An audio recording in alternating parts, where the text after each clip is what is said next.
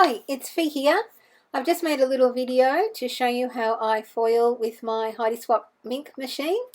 I've printed lots of the art images onto different kinds of paper, some book paper, some vellum, some card, some tissue paper, and hopefully this will help if you haven't ever tried to do it before. So let's get started. So this is my ink machine. I've had this for a very long time. It comes with a carrier sheet, which mine's a bit of a mess. It's very well loved. And I always use a piece of baking paper when I foil, just to protect the carrier sheet and also protect the item that you're trying to foil. So the machine's pretty simple. It has an on and off button, a reverse and forward button. You turn it on with the gold button in the middle. It gets pretty hot. So it also allows you to select a different temperature depending on what you're trying to foil. So here we go, of turning it on. I'm going to set it on about 3 to start with, because we are starting with some book paper, which is very thin. So it's just a matter of putting the printed item in the carrier sheet face up. You then put your foil of choice over the top of that, and that's the foil side up. And then I always put a piece of, as I said, baking paper over the top of the foil. You just line it up as best you can. I'm not very precious about how I do it, but you take as long as you need and get it as straight as you need, or as smooth as you need. The smoother the better, so that you don't get wrinkles in it. I'm not all that precious, as I said, but I have been doing this for a while, and I don't mind if you get a few lines or different textures or things in the foil. But if you take time to make it smooth, then you'll probably get a better result each time. Then you just pop it in the machine. It's a little bit hard to see in the video. I've got it a bit too far forward, but it's just like a laminator. The ink will grab it and slowly pull it through, same as laminating. It does go quite slowly, but while I'm doing that, I usually just picking out the next piece of foil or the next piece of material that I want to foil on top of. I usually do quite a few things at once. Once you've got it on and got it set up, it's not a bad idea to have a pile of stuff ready to go. So just waiting for it to finish coming through the machine. It can be quite warm to the touch. It won't hurt anything. The bottom edge can sometimes be quite hot, so it's probably not really child friendly. The machine itself does get very hot, and I would never leave the ink plugged in to the power or anything when you've actually finished. I always unplug it, move it away to a very safe place to cool down, because it does stay hot for quite a while. It's hot underneath. Don't ever use your glass mat. Don't sit it on your glass mat to do any foiling, because you might end up cracking your lovely glass mat. So once we're out of the machine, here's the big reveal, and this is always the exciting part. Pulling off that foil to see what's happened underneath to your piece of printed paper, tissue paper. So it's very sparkly, very shiny. So that was on book paper.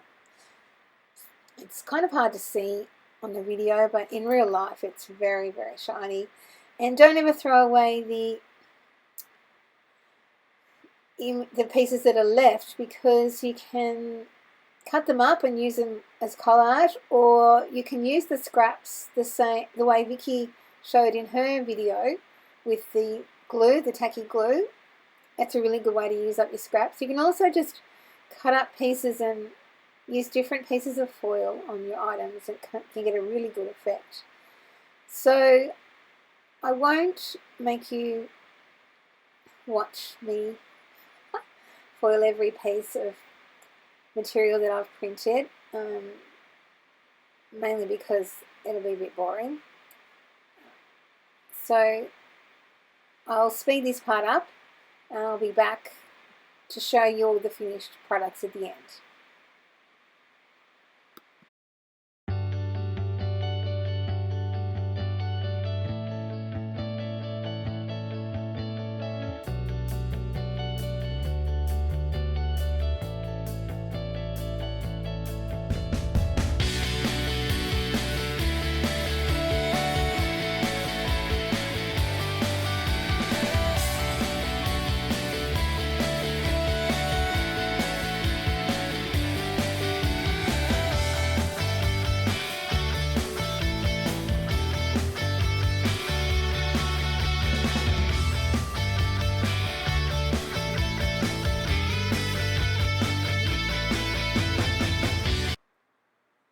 So that's all the foiling done. I have a big pile of beautiful pieces of paper and tissue paper and card to play around with now. The top one here is a piece of vellum that some of the toner didn't quite stick. I actually did run it through the mink machine before I foiled it to try and heat set it. I don't actually mind that it's missing bits here and there because I'm really just going to cut it up into shapes or maybe flowers or maybe stamp over it to use it on projects. So I'm not really worried that it didn't actually work, but it's all, like I said, it's all part of the experimenting. That's a leopard foil, a Heidi Swap leopard foil, and it has sort of a, as you can see, when it hits the light, it's very colourful, rainbowy, colourful as well. And you can see the little pieces that actually didn't actually grab the foil as much. This next one is an ombre, a Heidi Swap ombre foil. I really recommend the the Heidi Swap foil. I've tried a few different foils. I know there are lots out there. I just seem to have the most success with Heidi's foils, with the mink machine. I'm trying to show you here how I remove the tissue paper I use Michelle's tricks of the glue on the backing sheet, and I think I probably put too much glue on that bottom right hand corner because it's a little bit stuck, but you can see how that method works quite well. So my bottom right hand corner there obviously had a bit too much glue on it, or I didn't let it dry enough before I stuck it all down. But all around the other edges I use the blue glue stick, so once it starts to lose its blue colour is a good time to stick your tissue paper on, and then it's easier to remove from the backing sheet. But that's another thing you can just experiment with yourself and see how you go. The next one is just another little tip is when you're gluing the tissue or the pieces of foiled material into your journals or on your projects, I wouldn't use matte medium over the top because you can lose some of the shine from your foil. I'd use a gloss medium if you need to put medium over the top, or nothing. But you don't lose a lot of the shine from the matte medium, but you do lose a little bit. So that's probably another thing, depending on what sort of matte medium you might be using, that you'd probably like to experiment with before you actually committed anything to a special project. So I foiled one of the art images. I love those horns and things in gold, and that's come up really well. This one is one of my papers that's not out yet, but I have had an idea of what I want to do with this pattern and this colour, so I particularly picked the teal and on the paper that I have made for my next wallpaper pack. So that's a bit of a sneak peek there. You saw the silver one on the book paper at the start. That's really shiny. Oh, here's another sneak peek of another piece of wallpaper that is on its way. And I had a particular thought of what I might like to do with that as well, so I chose the pale sort of hologram foil. I decided to foil one of the paper dolls. She looks great in real life. I think she will look better when we cut her out. That's a green vellum, with a beautiful blue foil over the top. That's going to be really pretty. And this is my favourite. It's a pink tissue paper with one of Michelle's pattern pieces from one of the pattern packs.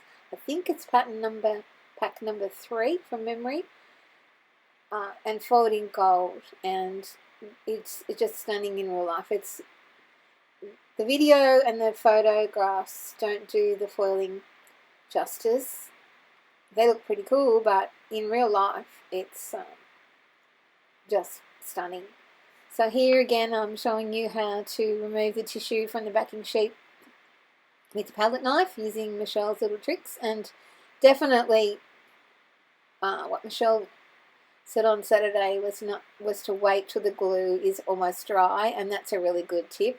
Obviously I've done it again and haven't waited long enough for those bottom corners, but you can see the rest of the page comes off pretty easily. So I think I must have put the glue on the last corner, and then been in too much of a hurry to stick my piece of tissue on. But I haven't lost much of it. I'm quite happy. And again, it's a pattern, so I will be just using it not as a whole piece probably anyway in a project. So it does eventually come off.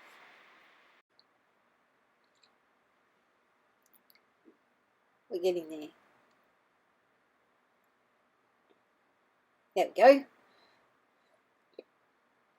That's really pretty. That's come up really pretty, this one. This is a really pretty paisley sort of pattern. Again, it's a bit hard to see in the video, but it does look beautiful in real life. So that's definitely going in a project of some description, which I will post in the group when I use it. It is Fabulous Foil Week. And then these are all the leftover pieces from my foiling today. What do you call them? The negative images, and they are great. Like, as I said in the beginning too, you can cut them up and use the actual negative parts in your projects, or you can use them like Karen showed in her video with glue and just popping them on the page.